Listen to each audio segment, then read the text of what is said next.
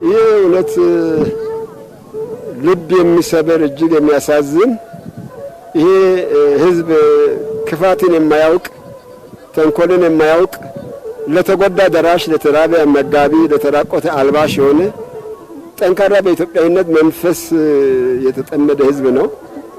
መቼም ለማንም ህዝብ እንዲህ አይነቱ አደጋ ይገባል ተብሎ የሚታሰብ ባይኖርም ይሄ ህዝብ ግን እጅግ በጣም ልብ የሚሰብር ሀዘን ደርሶብናል። እንደ ህዝብ በጣም አዝነናል።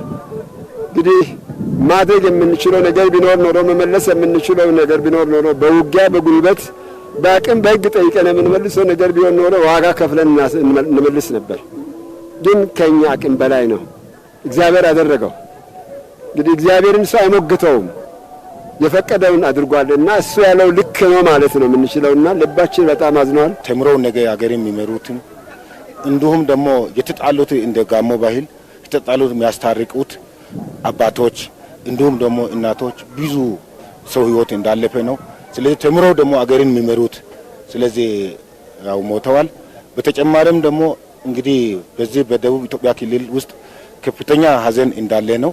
በጋሞ ዞን በተለይ ካሉት ዞኖች ውስጥ ጋሞ ዞን ውስጥ ከፍተኛ የመሬት መንሸራተት ውሃ ሙላት ተከስቶ በዛን ቀን ከፍተኛ ጉዳት እንዳደረሰ ነውና ስለዚህ ይበልጡንም ደግሞ በዚህ አቅራቢያዎች ላይ ከፍተኛ የናዳ የጎርፍ የሰው ህይወት ማለፍም ያው ይታያል የሚል ነው።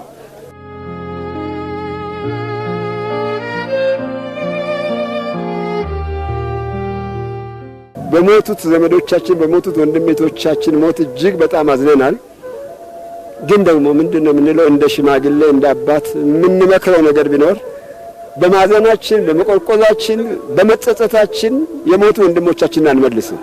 ከእንግዲህ ማድረግ የሚገባን ነገር ቢኖር ምንድነው መጽናናት ነው። መጽናናት ለምንድነው የሚጠቅመው? በህይወት የተረፉ ልጆች አሉ፣ በህይወት የተረፉ አዛውንቶች አሉ። እናት አባቶቻቸውን በዚህ ናዳ አጥተው ሜዳ ላይ ቀሩ ህፃናት ይኖራሉ።